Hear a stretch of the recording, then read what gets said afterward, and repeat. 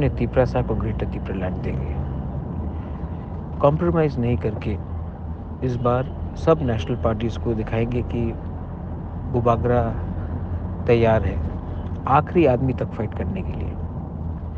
और मुझे लगता है कि हम लोग को वो मिलेगा, क्योंकि हम लोग सच्चाई के रास्ते में हैं। हमारे संग अन्याय हुआ है, हमारे संग नाइंसाफ़ी हुआ है 75 साल में।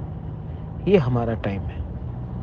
इस बार कोई मेरे संग रहे या ना रहे, मेरा तिपरासा मेरे संग रहेगा और इस बार हम लोग ग्रेटर तिपरालैंड के लिए फाइट करेंगे।